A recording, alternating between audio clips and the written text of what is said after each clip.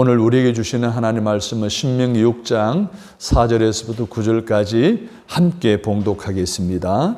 이스라엘아 들으라. 우리 하나님 여호와는 오직 유일한 여호와이시니 너는 마음을 다하고 뜻을 다하고 힘을 다하여 내 하나님 여호와를 사랑하라. 오늘 내가 내게 명하는 이 말씀을 너는 마음에 새기고 내 자녀에게 부지런히 가르치며 집에 앉았을 때든지 길을 갈 때든지 누워있을 때든지 일어날 때든지 이 말씀을 강론할 것이며 너는 또 그것을 내 손목에 매어 기호를 삼으며 내 미간에 붙여 표로 삼고 또 내 집 문설주와 바깥문에 기록할지니라. 아멘. 가정신학이라는 제목으로 말씀을 드리려고 합니다. 5월은 가정의 달입니다. 1년 12달 중에 5월을 꽃의 달이라고 사람들은 이야기합니다. 왜냐하면 첫 주는 어린이 주일, 둘째 주는 어버이 주일, 오늘 셋째 주는 교사 주일, 청년 주일, 때로는 부부 주일, 그리고 마지막에는 성령 강림절, 그리고 존 웨슬리 회심 기념 주일. 가정을 얼마나 중요하게 여기시는 하나님의 그 뜻에 부합한 가정을 세우기 위해서 교회는 이렇게 애를 쓰고 또 사회적으로 국가적으로도 그에 부족하지 않게 중요하게 여기고 또 국가적인 공휴일로 지정하고 또 행사를 하고 가정을 세우기에 여념이 없음을 우리는 보게 됩니다. 하나님께서는 태초에 창조하실 때 마지막 아담과 하와를 창조하시고 가정을 세우셨습니다. 자녀를 낳아 기릅니다. 행복했습니다. 그러나 형제 간의 시기와 질투로 인해서 형제 살해가 일어나죠. 가정이 파탄되어집니다. 그 죄가 세상에 만연되어지면서 확장되어지면서 세상은 죄로 가득해지게 돼요. 하나님은 다시 한 번 더 새로운 세상을 계획하시고 물로 심판하시게 됩니다. 그때 하나님은 노아의 가정을 하나님이 선택하십니다. 노아의 가정을 구원하셨죠. 홍수 심판 이후에 그 가정을 통한 하나님의 놀라운 계획이 또다시 흐트러지게 됩니다. 노아의 자녀 교육의 실패와 노아의 자녀들의 부모의 공경하지 못하는 죄로 인해서 가정이 파탄이 일어납니다. 형제간이 주종관계로 바뀌어지는 그러나 비참한 고통을 겪게 되어집니다. 자, 이렇게 하나님은 가정을 통해 놀라운 하나님의 계획을 이루어 가시려고 하는데 번번이 실패하십니다. 실패라기보다는 또 다른 계획이 있으시겠지만 그들이 민족으로 바뀌어지는 놀라운 하나님의 축복이 애굽에서의 430년의 노예 생활 가운데 이루어지죠. 하나님 또 다른 새로운 계획을 세우시고 이스라엘 백성들을 출애굽하십니다. 광야 40년의 모든 여정을 마무리하고 이제 약속의 땅 가나안에 진입하기 직전에 하나님 또다시 이스라엘 백성들에게 모세를 통해 당부하시는 내용의 말씀이 나오는데 그게 오늘 본문의 내용입니다. 그래서 신명기는 성경에 있어서 굉장히 중요한 부분입니다. 가장 중심이라고 말할 수가 있습니다. 신명기 속에는 하나님의 명령과 여러 가지 규례와 그리고 주어진 법들이 제정되어 있습니다. 그러니까 구약 성경의 신명기만 읽어봐도 하나님이 우리에게 무엇을 말씀하시려고 하시는지 그것을 알게 되는 거예요. 하나님 우리에게 명령하고자 하시는, 그리고 우리에게 주고자 하시는, 그래서 하나님 뜻대로 살아가기를 원하시는 규례의 말씀이 무엇인지를 자세하게 기록해 놓고 있는 것이 신명기서예요. 특별히 4장에서 6장의 말씀에 보게 되면 구체적인 우리가 지켜야 할 규례들을 말하고 있는데, 첫 번째로는 4장에서는 우상을 만들지 말라라고 하겠습니다. 5장에서는 십계명을 주시면서 지키라라고 명령하셨습니다. 6장에서는 규례와 법도를 반포하면서 지키라고 말씀을 하셨습니다. 특히 오늘 읽은 본문 신명기 6장 4절에서 9절의 말씀은 규례와 법도에 대한 내용인데, 그 가운데서도 특히 강조하고 있습니다. 자, 이 보십시오. 이는 1절을 봅니다. 이는 곧 너희의 하나님 여호와께서 너희에게 가르치라고 명하신 명령과 규례와 법도라. 너희가 건너가서 차지할 땅에서 행할 것이니. 그러시면서 구체적으로 말씀하시기를 그들을 가르치라, 그리고 지키게 하라, 이렇게 명령하신 내용이 나오고 있습니다. 그리하면 너희의 날이 장구하리라. 조건을 다 달아놓고 있어요. 너희들이 가나안 땅에서 장구한 행복한 삶을, 복된 삶을 살기를 원한다면 이 규례 법도를 지켜야 된다는 거예요. 너희들 지킬 뿐만 아니라 너희 자녀들로 하여금 지키도록 교육하고 가르쳐야 된다는 것을 말씀하고 있어요. 여기서 우리는 하나님의 가정에 대한 신학을 분명하게 말씀해 주고 계시는 것을 발견할 수가 있습니다. 하나님의 가정신학의 핵심 내용이 무엇인지를 오늘 말씀을 통해 함께 배우며 우리의 가정을 이 가정신학의 기초 위에 다시 세우기를 결단하는 저와 여러분이 되어지기를 간절히 바랍니다. 아멘. 첫 번째로는 가정신학에 대한 부모의 태도입니다. 부모는요, 양육자이죠. 그러면서도 가르치는 사람입니다. 그래서 하나님은 부모에게 이제 양육하면서 가르치는 이 권리를 주셨는데, 이 권리는 바로 부모에게 강력하게 행해야 할 일임을 언급하고 있습니다. 2절을 보십시오. 시작.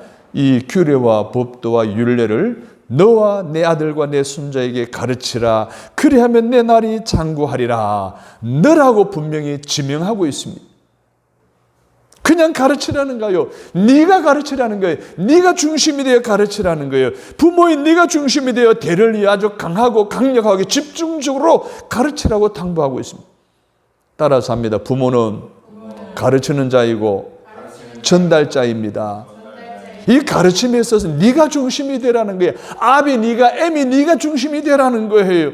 가르치되 독재적인 책임성을 부여해 주셨다는 거예요. 독재적인 책임성은요, 얼마나 무슨 말인지 모릅니다.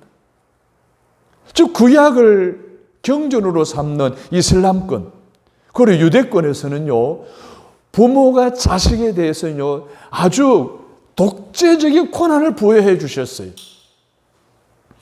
언젠가 이스라엘에서 자녀를 훈육하다가 그 자녀가 그만 죽게 됩니다. 체벌을 했겠죠. 성경에, 구약 성경에는 체벌하라고, 말을 안 들으면 체벌하라고 그랬거든요. 만약 우리 자녀들이 말을 안 들으면 왜 안 듣는지, 무엇이 잘못됐는지 가르치고 말씀에 입각해서 사랑하는 마음으로 매를 대서 바른 길을 가게 하라고 이렇게 구약은 가르치고 있거든요. 그래서 이 아버지도 그렇게 한 거예요. 그런데 매를 맞다가 아이가 그냥 죽은 거예요. 죽을 도로 매를 대서가 아니라 그냥 급소를 때린 거예요. 잘못해가지고. 그러나 유럽 인권이 앞서가는 나라에서는 그냥 이 문제가 엄청 큰 이슈가 되었을 거예요. 그런데 유대에서는요, 그냥 지나가 버렸어요.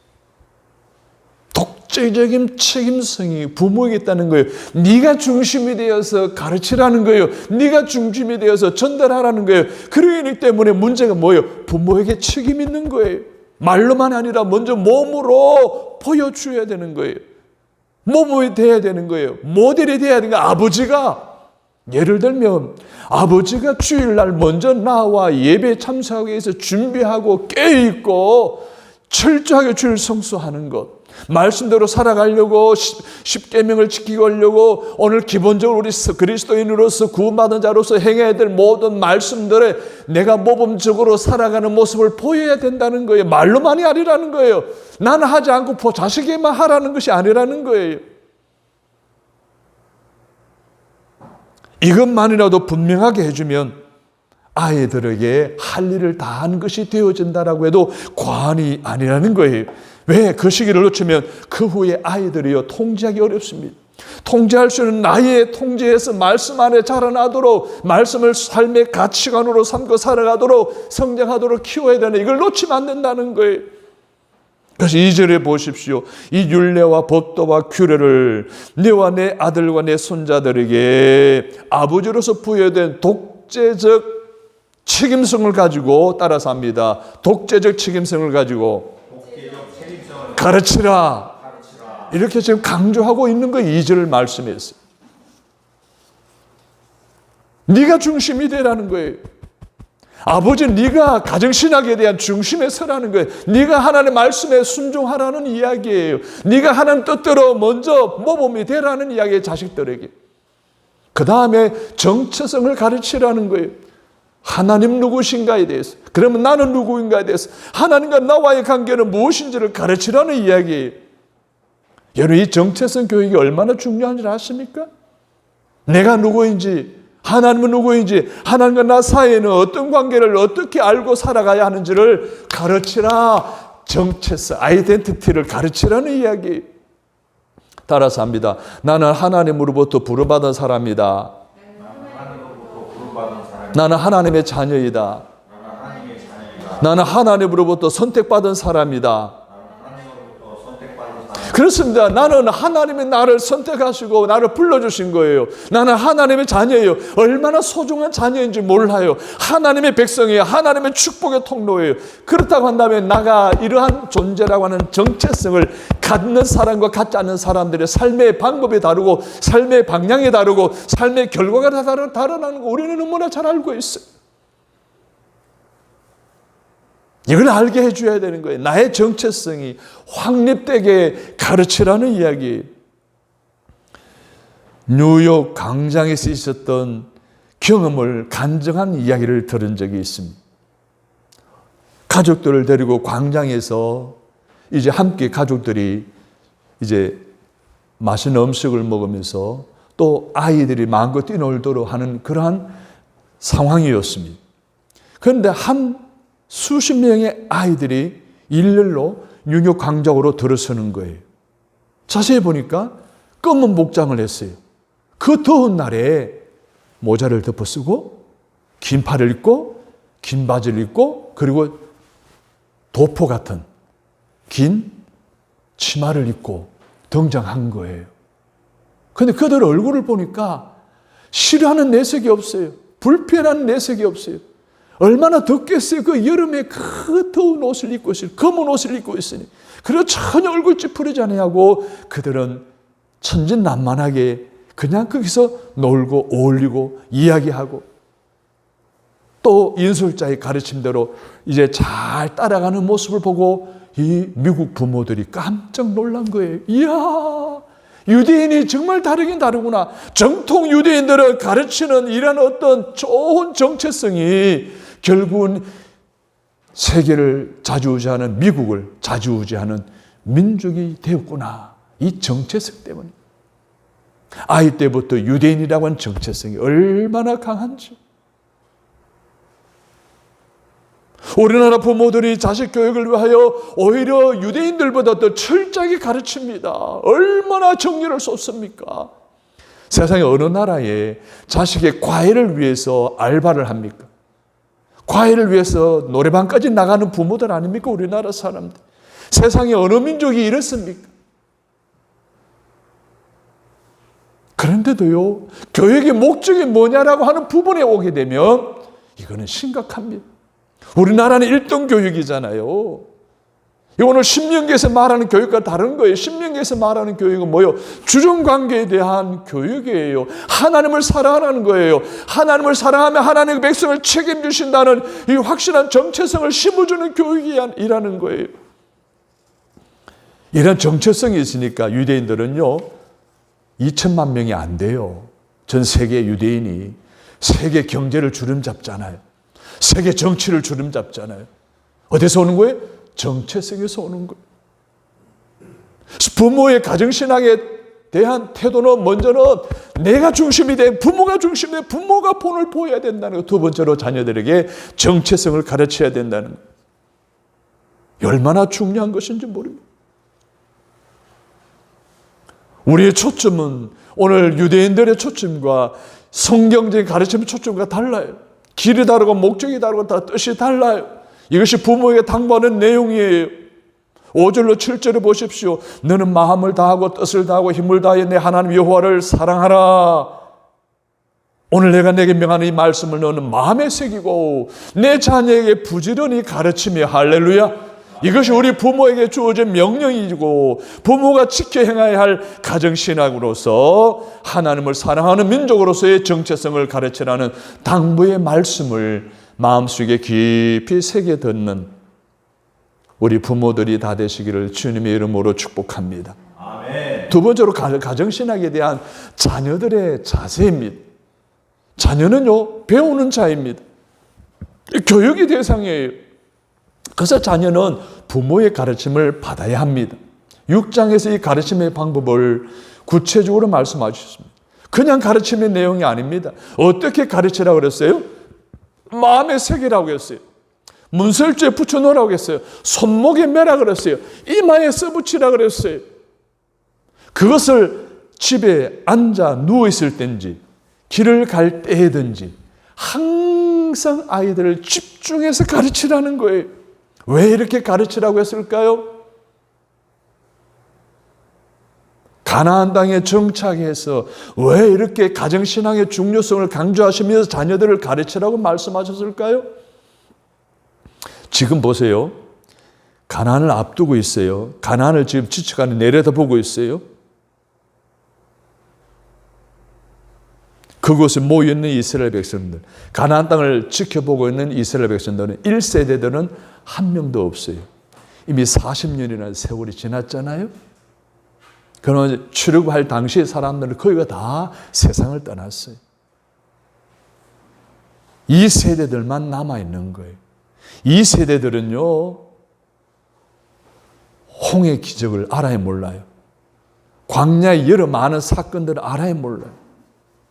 지금까지 40년 동안 오게 된 것이 하나님의 은혜라는 걸 알아야 몰라요. 직접 체험하지 않았어요.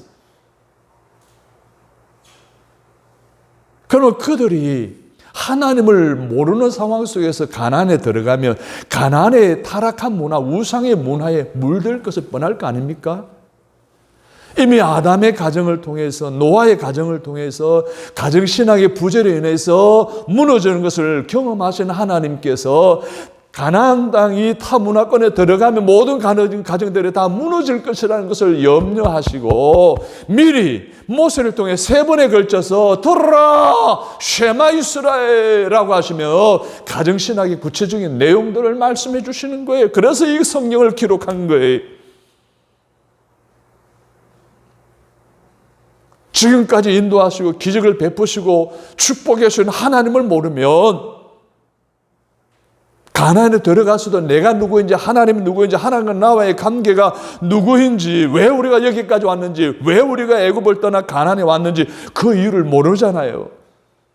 이 아무것도 모르는 세대들에게 새로운 교육할 필요성을 느끼신 하나님이 모세를 통해 3번에 걸쳐서 이 세대들에게 말씀하고 계시는 거예요. 어떻게 들으라는 거예요. 이 말씀을 들으라는 거예요. 쉐마 이스라엘 따라서 합니다. 쉐마 이스라엘.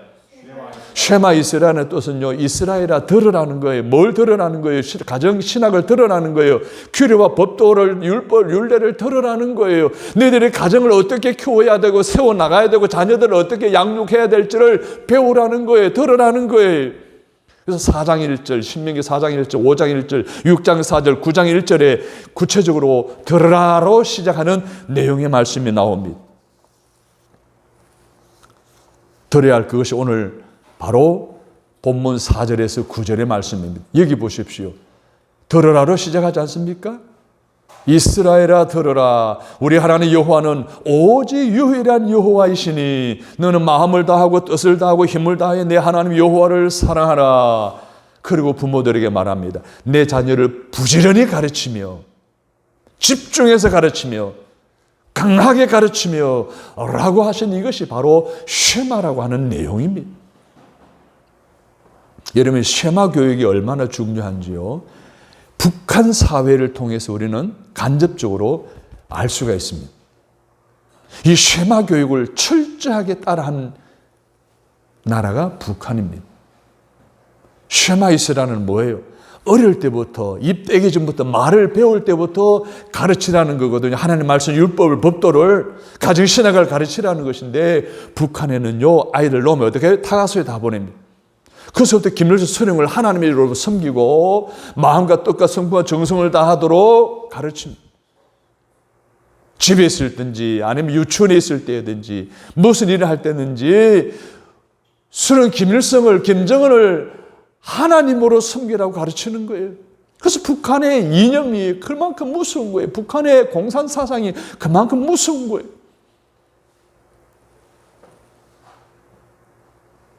가장 좋은 교육 시기가 언제입니까? 아이들이 입대할 때, 말을 하기 시작할 때, 그때 입대기 전에 말씀을 매일 읽어주고 암송을 시키고 그리고 헌신을 결단하게 하여 자연스럽게 따라 삽니다. 하나님을 사랑하고 부모를 공경하게 하는 가정신학을 가르치라는 거예요. 자녀들은 그럼 어떻게? 부모의 가르침을 잘 받아들여야 되겠죠. 이게 가정신학에 대한 자녀들의 자세입니다. 그러면 가정신학의 구체적인 교육의 내용이 뭘까요? 두 가지가 있습니다. 따라서 합니다. 구속의 역사를 가르치라. 지금 모세가 출애굽의 과정 속에 경험한 하나님의 기적, 하나님이 행하신 모든 일들의 경험을 뭐예요? 이 구속의 역사를 후손들에게, 자녀들에게 가르치라는 이야기. 어떤 내용입니까? 출애굽할 때 10가지 재앙이 일어나잖아요. 누가 하신 거예요? 모세를 통해서 하나님이 하신 일이잖아요. 그래서 바로가 이스라엘 백성들을 내놓잖아요. 그래서 출애굽하잖아요. 출애굽에 가는 과정 속에 애굽의 병거들이 뒤쫓아옵니다. 앞에는 홍해 바다입니다. 그때 모세가 하나님께 기도하고 손에 쥐어진 하나님 지팡이를 바다를 향했을 때 동풍이 불어오더니 바다를 쫙 갈라놓습니다. 누가 하신 거예요? 모세를 통해 하나님이 하신 거예요. 광야에 물이 없습니다. 반석이 물로 칩니다. 썬물에 나무 가지를 집어넣었더니 단물로 바뀌어집니다. 만나가 떨어집니다. 메추라기가 하늘에서 떨어집니다. 신발이 닳지 않고 옷이 닳지 않게 합니다. 수많은 족속들이 이제 침범해 오는 것으로 다 막아줍니다. 지켜줍니다. 그 광야 사막 땅, 척박한 땅에 40년 동안 생활할 때 하나님이 이스라엘 백성들 200여만 명을 안전하게 가나안 직전에 목전에 앞둔 곳까지 이끌어 주셨던 그 하나님의 구속의 역사를 가르치라는 거예요. 이건 하나님의 역사였다는 게 하나님이 하시는 일이라는 거예요. 사랑하는 여러분, 오늘 우리의 신앙생활 속에 지금까지 살아온 우리 삶의 모습은 하나님의 은혜인 줄로 믿으시면 아멘. 그러면 이것이 하나님의 은혜였다라는 것을 우리 자녀들에게 뭐 하는 거예요? 가르치라는 거예요. 이게 가정신학의 첫째 내용이에요. 여러분, 우리가 중요하게 여겨야 될 것은요, 신앙의 유산이에요. 신앙의 유산이에요. 이걸 물려주는 거예요. 부모는 자녀로 하여금 기적을 행하신 하나님을 사랑하도록 인도받는 사명을 받은 사람들이 바로 부모들입니다. 그 자녀들이 가난에 들어가 하나님의 명령과 법도가 무엇입니까? 라고 물으면 그때 부모는 하나님이 이런 분이다. 하나님이 이런 일들을 행하신 분이다. 하나님은 구속의 역사의 주체이시다. 오늘 가나안 땅에 놀라운 축복의 땅으로 약속하신 이까지 인도해 주신 분이다 라고 하는 것을 가르치라는 것입니다. 내가 경험한 하나님을 보여주고 경험하게 하는 것, 그 교육이 가깝게는 가정을 살리고 나라를 살리고 그리고 더 하나님께 대한 믿음을 자라나게 하는 것이 바로 가정신학이라는 것입니다. 사랑하는 여러분, 여러분의 가정이 든든히 서기를 원한다면, 여러분의 가정이 여러분의 가문의 신앙이 명문가문으로 자라나기를 원한다면 여러분의 가정의 기초를 가정신학으로 삼으시기를 바랍니다. 아멘. 즉 하나님의 구속의 역사, 지금의 내가 있게 하셨다는 하나님이 바로 여호와 하나님, 오직 유일하신 하나님이라고 하는 사실을 가르치는, 주입시키는, 깨닫게 하는, 경험하게 하는 부모들 되시기를 주님의 이름으로 축원합니다. 아멘. 두 번째로는요, 가정신학의 두 번째로는 우상을 숭배하지 말라는 말씀을 하고 있어요. 신명기 7장 5절을 보십시오.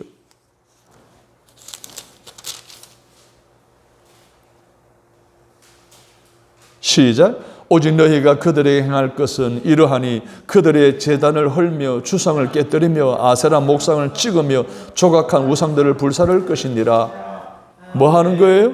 우상 숭배를 절대로 하지 못하도록 하기 위해서 우상들을 다 제거하라는 말씀을 하고 있어요. 이스라엘이 애굽에서 몇 년을 살았다고요?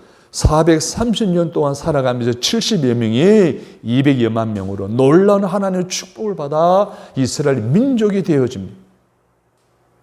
430년 동안 어떻게 했어요?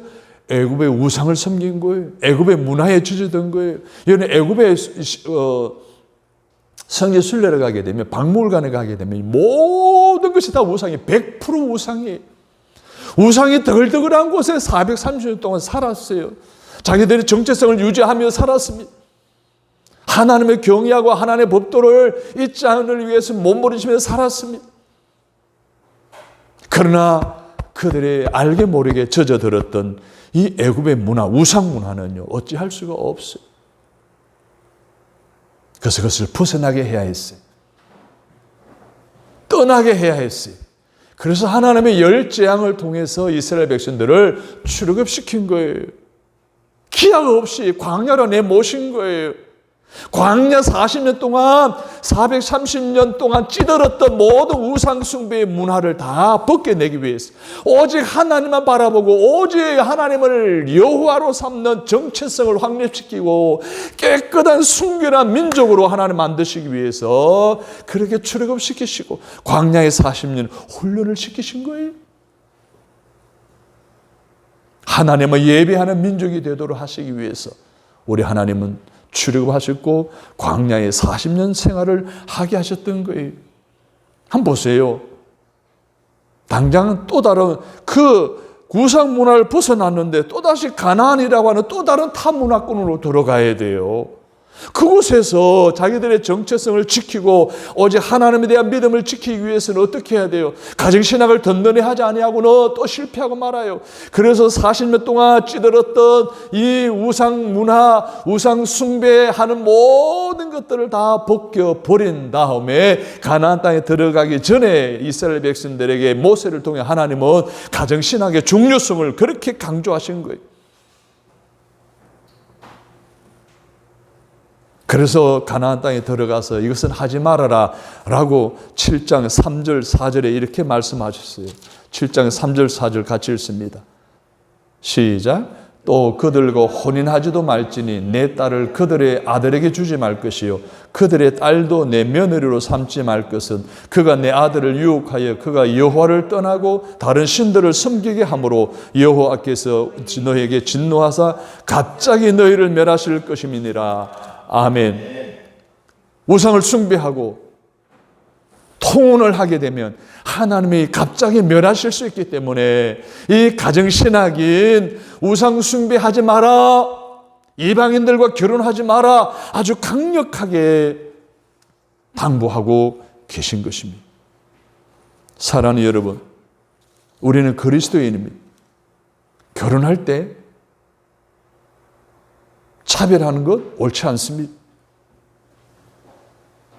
우리나라의 타 문화권, 동남아시아의 또 우리 어딥니까? 북한에서 이탈해 오신 분들, 또 오래전에 저 만주 쪽에 정착했던 우리 조선족들, 우리나라에 얼마나 많이 들어왔습니까? 그래서 우리나라 사람들 같이 결혼하는 이런 사람들이, 가정들이 얼마나 많습니까? 시골 교회 가면 절반이 타문화권 부부의 자녀들이라고 이렇게 이야기하지 않습니까? 이런 시대에 우리는 혈육, 문화, 이것을 우리가 너무 차별화해서는 아니 됩니다. 뭐 옛날에는 양반 산놈 따졌잖아요. 근데 요즘은 뭐예요? 잘 살고 못 먹은 것을 따지잖아요. 그래서 결혼식 때 예물 때문에 얼마나 많은 혼란을 겪습니까? 결혼에서는요, 혼인을 중심을 삼아야지요. 혼수를 중심 삼으면 안 되는 거예요. 여러분, 혼수는요, 그때뿐이잖아요. 아, 우리 집 이렇게 잘 산다. 이렇게 막 한 보따리 주면 너희들 그렇게 하라는 거 아니에요? 아, 이것 때문에 얼마나 많은 사람 속상해 합니까? 우리 그리스도인은 사람 차별 안 되고 물질 차별하면 안 되는 거예요. 그러다 하지만 우리 성경의 가르침을 우리는 항상 염두에 두어야 돼요. 혼혈하지 말라는 거예요. 통혼하지 말라는 거예요. 이방인과 다시 예수 믿지 않는 사람들과 민족들과 결혼하지 말라는 말씀이에요. 불신앙인들과의 결혼하는 일을 하나님이 금하시면서 조심하라는 거예요. 그래서 이방인에게 딸을 주지 말라는 거예요. 이방인의 며느리를 받아들이지 말라는 거예요. 이것은 우리는 이것만은 고집해야 할 줄로 믿습니다. 왜냐하면 신앙의 정통성 때문이고 신앙의 중심과 순결이 허물어지지 않도록 하기 위해서는 마땅히 지켜야 할 하나님의 가정신앙인 줄로 믿습니다. 물론 룻처럼 이방 여인을 집안 받아들여가지고 성공한 사례도 있습니다. 그러나 성공한 사례는 1, 2%예요. 거의 99%가 뭐예요? 다 실패해요.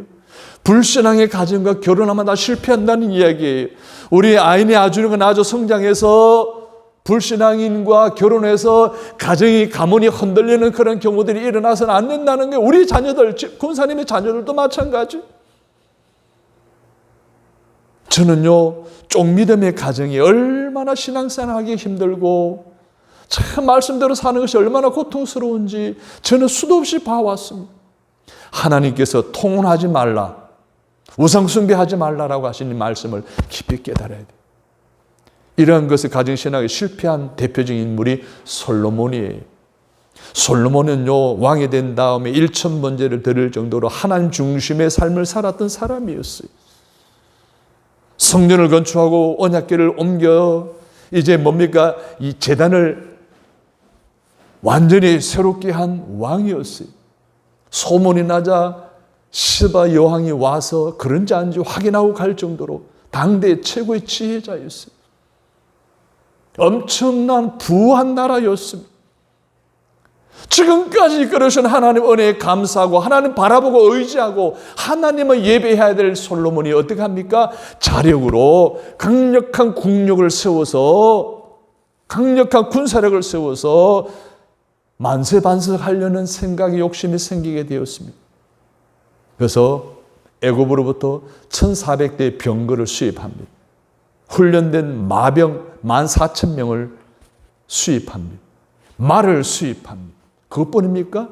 바로의 딸을 왕비로 맞아들입니다. 모압, 암몬, 헷 족속으로부터 많은 여인들을 수입합니다.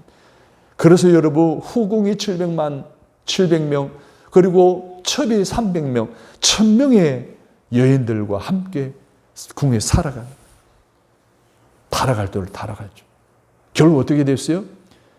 수입되어 온 여인들의 가져온 몰록, 이런 우상 숭배를 어떻게 해요? 허락하게 됩니다. 그들의 신전을 지어주는 걸 허락하게 됩니다.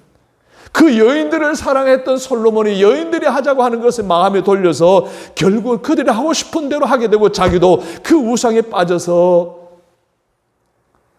하나님 앞에 실패하는 왕으로 되어져 버리고 맙니다. 결국은 그의 두 아들 대에 이스라엘의 두 동강이 나버립니다. 남북으로 갈라집니다. 서로 대립하고 싸우는 나라가 되어버리고 맙니다. 이게 뭐예요? 통혼과 우상 숭배로부터 비롯된 솔로몬에게 주어진 비극입니다. 사랑하는 여러분, 솔로몬이 왜 말을 많이 두었을까요? 하나님 의지하기보다는 자력으로 이 나라를 세워나가기 위해서였겠죠. 왜 하나님께서 여인을 두지 말라, 이방 여인을 두지 말라고 했을까요? 방금 말씀드린 대로 그런 일이 일어날 일이 자명하니까 그러신 거예요. 그런데 하나님께서 이러한 솔로몬에게 이러한 일들을 일어나지 않도록 하기 위해서 꿈에 2번씩이나 나타나서 명령합니다. 경고하셨습니다. 이게 열왕기상 11장 9절에 나오는 내용입니다. 그런데 솔로몬이 듣지 않습니다. 그래서 하나님은 이런 상황이 될 것을 불보도 다 하시고서 가나안 진입 직전에 있는 이스라엘 백성들에게 모세를 통해 부모로서의 독재적인 책임성을 가지고 따라서 합니다. 독재적인 책임성을 가지고 가정신학을 가르치라. 할렐루야. 그렇게 당부하신 거예요. 그래서 가나안에 가거든 이방 여인을 며느리로 맞아들이지 말고 딸을 이방인에게 주지 말라. 즉 이방인과 통혼하지 말라는 거예요. 사랑하는 성도 여러분, 오늘 내 순수한 신앙과 내 영적 삶을 유지하기가 힘든 세상에 우리는 살아가고 있습니다. 믿음이 좋은 처녀와 청년들이 있어요. 그런데 집안이 좋은 청년과 처녀들 만나고 사귀게 된 거예요. 어떻게 하시겠어요, 여러분? 우리의 자녀들이 믿음이 좋은 자녀들인데 나중에 사귀어서 친구라고 결혼할 대상자라고 데리고 왔다 보니까 믿음은 없는 가정인데 집안이 좋은 청년들을 데리고 왔어요. 어떻게 하시겠어요? 다 타협하죠. 결혼해서 예수 믿게 하면 된다라고 다들 이야기할 겁니다. 다 실패합니다. 바라건대 오늘 우리의 자녀 손들이 오늘 솔로몬에게 약속하신 모세에게 당부하신 가정신학에 따라 우상 숭배하지 아니하고 그리고 예수 믿지 않는 사람과 결혼하지 아니하는 그런 든든한 가정을 세워가는 일에 허락하신 하나님의 말씀을 마음에 새기고 순종할 수 있는 저와 여러분이 되시기를 주님의 이름으로 축복합니다. 아멘. 부모는 자녀를 낳아놓는 것으로 다가 아닙니다. 잘 가르치고 잘 입히고 잘 먹이는 것이 다가 아닙니다. 오늘 이 세상은 이교도의 풍조로 가득 차 있는 세상입니다. 사단의 문화와 이방의 문화가 이 세상을 지배하고 있는 세상입니다. 그 세속주의 한복판에서 우리의 자녀들이 숨을 쉬고 있다는 말입니다. 하나님 백성답게 오직 신앙인으로 살아가는 것이 쉽지 않은 그러한 환경 속에 우리 자녀들이 살아가고 있어요. 가끔 자주 뉴스를 통해 듣는 이야기, 미성년자인 초등학교 6학년 여학생이 핸드폰을 하다가 친구들한테 원조 교제하는 카톡 교제하는 그 방을 알게 되고 들어갔어요. 거기 다 어른들이잖아요. 성인들이 들어오는 데잖아요. 그런데 초등학교 6학년에 들어가서 교제를 하는데 대학생과 교제하게 되었어요. 어른들이 경험한 것을 경험한 것. 그러면 그 여학생이 초등학교 6학년 앞으로 그의 미래는 어떻게 했어요? 얼마나 당혹스럽고 얼마나 갈등하며 얼마나 방황스럽겠어요? 제대로 성장하겠어요? 부모들이 원하고 자기가 원하고 꿈꾸는 대로 자라날 수 있겠냐는 거예요. 오늘날의 많은 부모들의 자녀들에게 핸드폰을 사주고 관리를 해야 되는데 이 관리가 안 돼요. 학교 가서 애들 만나서 이상한 데 다 들어가 다 보고 이럽니다. 이 심각합니다. 아이들 정신세계가 무너지는 거예요. 이게 오늘 우리가 살아가는 이 세상이에요. 사탄의 문화, 악한 귀신의 문화, 이방 문화의 풍조에 만연되어 있는 이러한 시대에 오늘 우리가 살아가고 우리의 자녀들이 살아가고 있다는 거예요. 그래서 세속과 교회의 경계성이 무너지고 있어요. 그리고 세속적인 일과 하나님의 일이 구별되어지지 않고 있어요. 하나님보다도 세상의 명예나 돈의 힘이 더 크게 느껴질 정도로 그런 환경 속에 우리는 살아가고 있어요. 그래서 아이들에게 신앙교육이 어려운 때입니다. 이 말씀을 생각하시기를 바랍니다. 무엇이 진정한 선이고 뜻인지를 여러분이 깨달으시고 스스로 그리고 우리의 자녀들이 하나님으로부터 은혜를 입고 복을 받고 그리고 뜨거운 하나님의 성원을 힘입고 살아가도록 하는 일에 여러분 귀한 역할들을 감당하시기를 바랍니다. 그것이 오늘 우리들의 가정을 든든히 지키고 세워가는 길이고 그것이 우리의 영적 상태를 건강하게 유지하는 길인 줄로 믿습니다. 따라서 합니다. 쉐마 이스라엘. 하나님의 가정신학은 얼마나 중요한지 아무리 강조해도 지나치지 않다는 사실을 기억하시고 여러분의 가정이 이 가정신학의 기초를 뿌리를 내리고 아름다운 신앙의 명문 가문으로 세워가는 이 가정의 달 여러분의 가정들이 다 되시기를 주님의 이름으로 축복합니다. 하나님 아버지 감사합니다. 아버지가 중심이 되어서 독재적인 책임성을 가지고 아이들에게 가정신학을 가르칠 수 있는 믿음의 결단을 할 수 있도록 도와주시니 감사합니다. 나의 정체성은 오직 여호와 하나님만 믿고 예배하고 의식하고 경외하고 그 하나님의 뜻대로만 살아가는 나의 정체성, 이 정체성을 가르치는 부모들 되게 하여 주옵소서. 무엇보다도 우상 숭배를 버리게 그리고 통혼하는 믿지 않는 사람과 결혼하는 것을 하나님 과감하게 하지 못하게 하는 믿음의 사람이 만나 믿음의 가정을 이루게 하는 일에 집중하는 가르치는 부모들 되게 하여 주옵소서. 그래서 하나님의 가정신학 위에 사랑하는 성도들의 가정이 세워지게 하시고 신앙의 명문 가문으로 나아가는 동력이 되어지도록 역사해 주옵소서. 우리 가정이 올 한 달만이라도 더 행복하고 평안하고 기쁨이 넘치고 웃음이 넘치고 부모에게 순종하고 자녀를 사랑하는 행복이 넘치는 가정을 세워갈 수 있도록 축복해 주옵소서. 우리 주 예수 그리스도의 이름으로 간절히 기도합니다. 아멘.